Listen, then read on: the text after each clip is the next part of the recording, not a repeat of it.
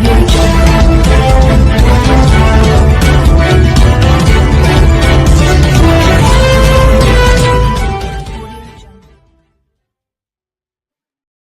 పార్టీలు కూడా operation Sindoor success పైన మన ఆర్మడ్ ఫోర్సెస్ని ప్రశంసించడం జరిగింది. అలాగే మనం ఇంటెలిజెన్స్ అయితే కానీ మన ప్రెసిషన్తో ఏ విధంగా అయితే టార్గెట్స్ని ఎన్నుకోవడం జరిగిందో ఎటువంటి సివిల్ టార్గెట్స్ని కూడా ఇబ్బంది పెట్టకుండా కేవలం సివిల్ కానీ మిలిటరీ బేసెస్ కానీ పక్కకు పెట్టి కేవలం ఏదైతే టెర్రరిస్ట్ స్థావరాలు ఉన్నాయో తొమ్మిదిని కూడా టార్గెట్ చేయడం జరిగింది. దానిపైన ఈరోజు అఖిల పక్ష సమావేశం కూడా జరిగింది.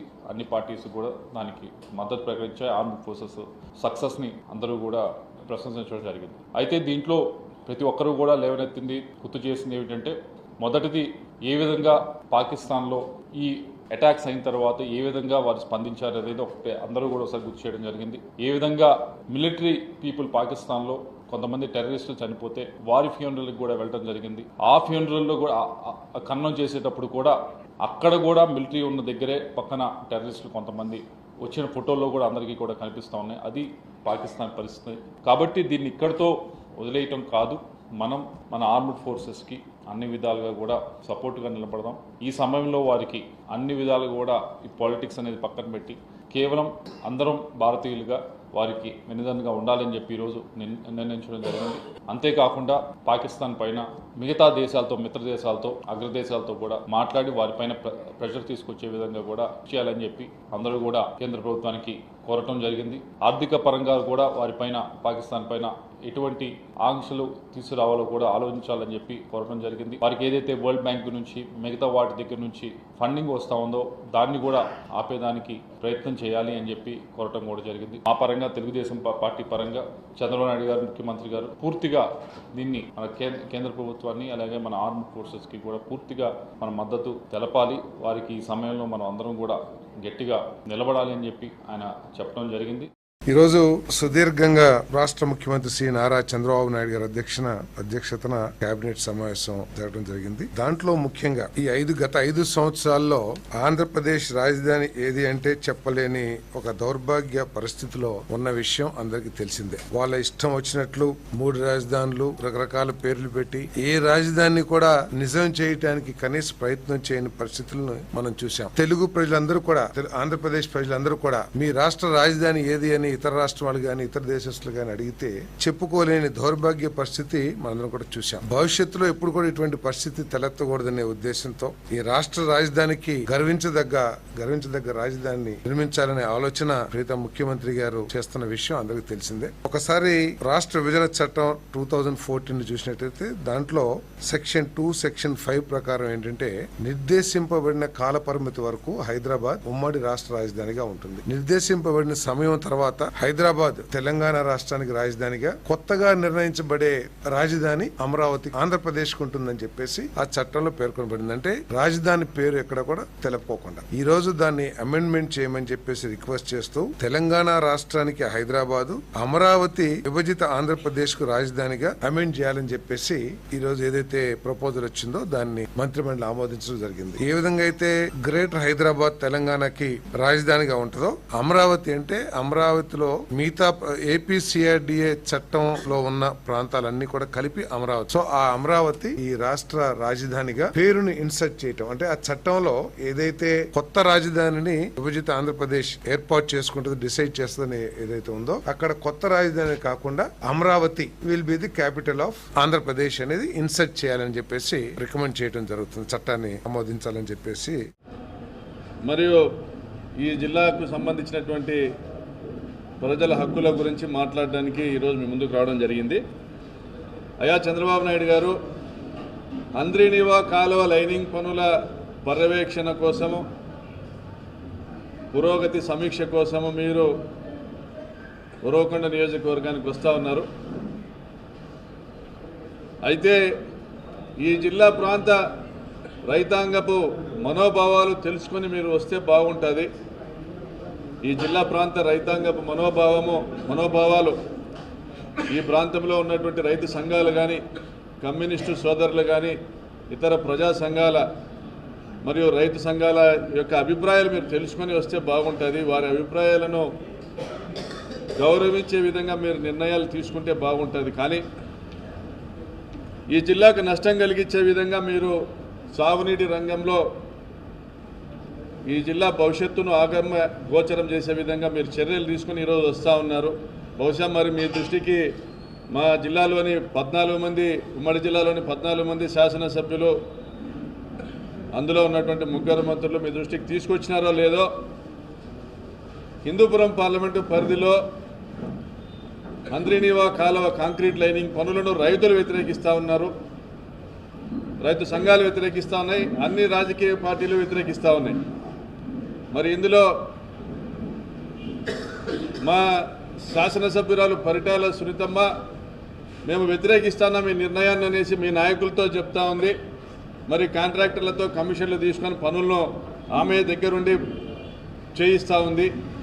సంపూర్ణంగా ఆమె బంధువులున్న సిద్ధరాంపురం గ్రామంలో ఇప్పటికే కాంక్రీట్ లైనింగ్ పనులు పూర్తి చేయించింది. ఆమెకు సంబంధించినటువంటి బంధువులే దగ్గరుండి పనులు చేయిస్తున్నారు. అదేవిధంగా జిల్లాలోని ఇతర ప్రాంతాల్లో కూడా పల్లె రఘునాథ్ రెడ్డి గారు దగ్గరుండి భూమి పూజ చేసి పనులు ప్రారంభించినారు, లైనింగ్ పనులు. మరి కాంక్రీట్ లైనింగ్ పనులను వేగవంతం చేయాలా, వేగంగా కుప్పంకు నీళ్లు తీసుకొని పోవాలనేటువంటి మీ ఆలోచన మేము తప్పుపట్టడం లేదు. కుప్పంకు నీళ్లు తీసుకొని పోవాలనేటువంటి మీ ఆలోచన మేము తప్పుపట్టడం లేదు. కానీ మా శవాల మీద నీళ్లు తీసుకొని పోవాలా, మా రైతాంగపు ప్రయోజనాలను తుంగలో దొక్కి మీరు నీళ్లు తీసుకొని పోవాలా కుప్పంకి అనేదాన్ని మేము తప్పుపడతా ఉన్నాం. మీ ఆలోచన విధానాన్ని మార్చుకోండి. ఇది 40 టీఎంసీల హంద్రీనీవాగా మీరు కుదిస్తూ ఉన్నారు. మీ విధానాలు మార్చుకోమంటా ఉన్నా. గతంలో జగన్మోహన్ రెడ్డి గారు, రాజశేఖర రెడ్డి గారు తీసుకొచ్చిన 40 టీఎంసీల హంద్రీనీవాని 83 టీఎంసీల హంద్రీనీవాగా మార్చినారు.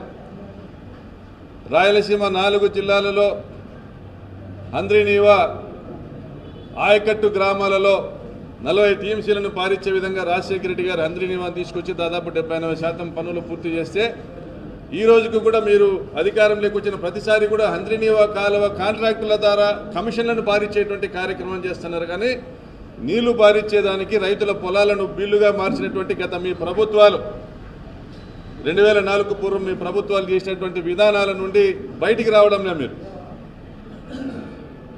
మరి పిల్ల కాలువల నిర్మాణం పూర్తి చేసి 6 లక్షల ఎకరాలకు సాగునీరు ఇచ్చిన తర్వాతనే లైనింగ్ చేసుకోవాలనేది కూడా హంద్రీనీవా ప్రాజెక్టు డిపిఆర్లో ప్రభుత్వం రూపొందించినటువంటి విషయం మీకు తెలియదా చంద్రబాబు నాయుడు గారు?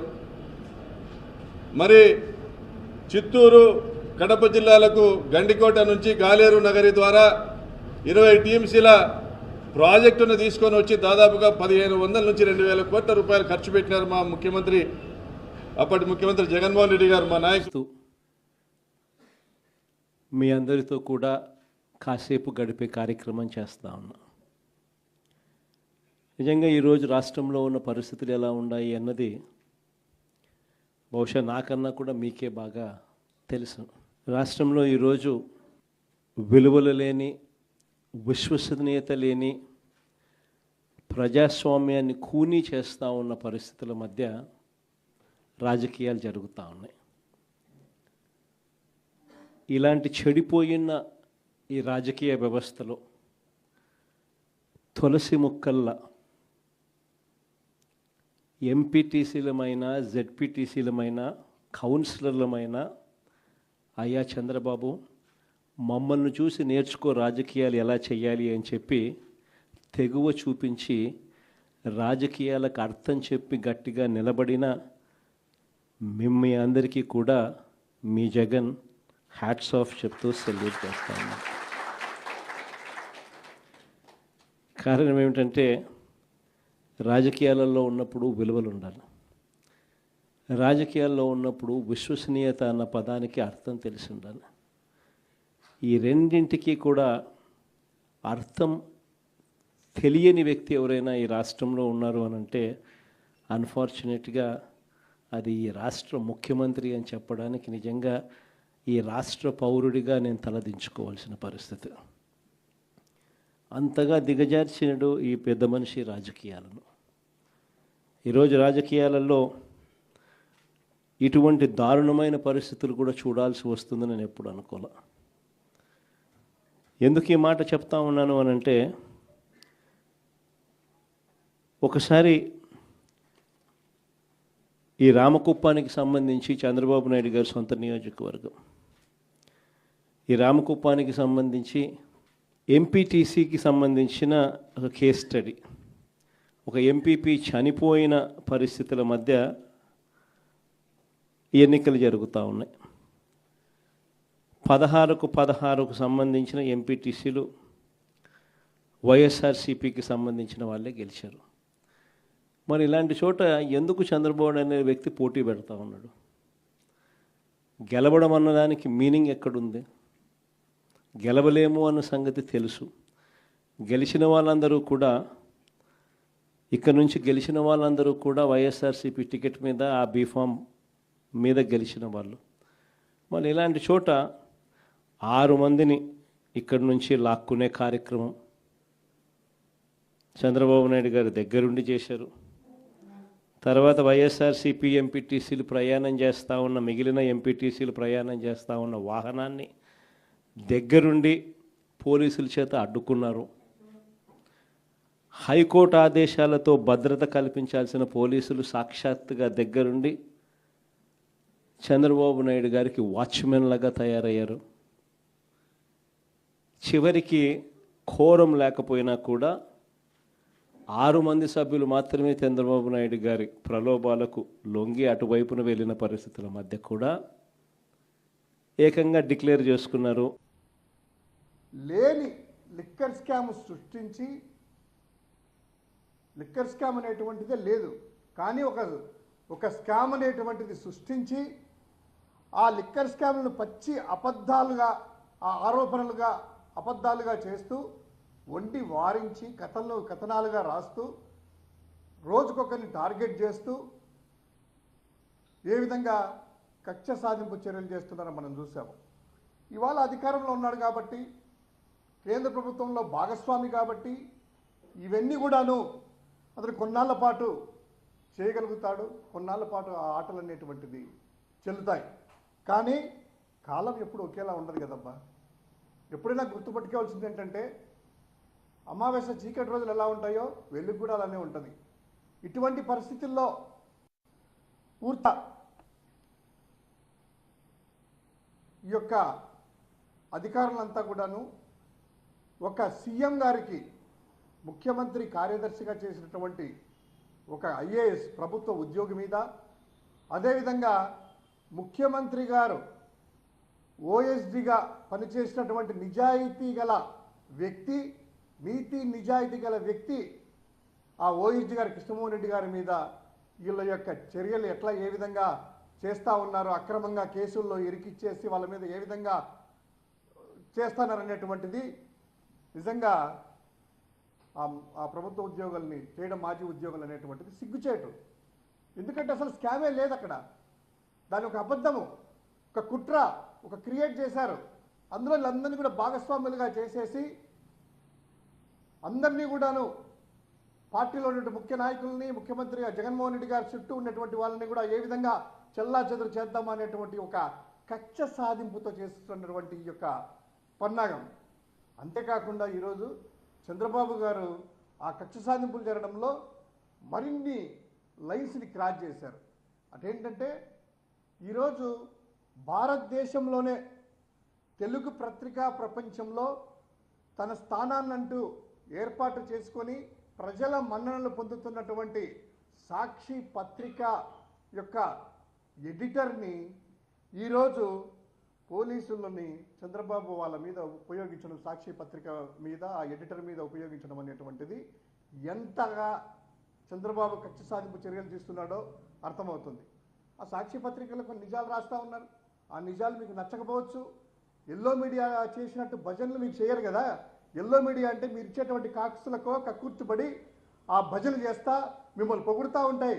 మీరు తప్పు చేసినా కూడా ఆహో అద్భుతం అద్భుతం అని చెప్పి చేస్తూ ఉంటాయి.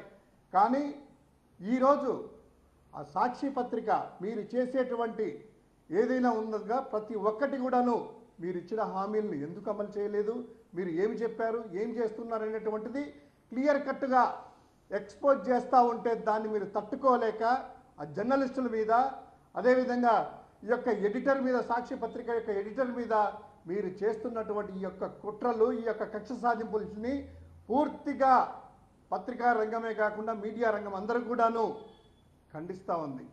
ఈ గతంలో కూడా మీరు చేశారు, సాక్షి పత్రికను చాలా ఇబ్బందులు పెట్టారు.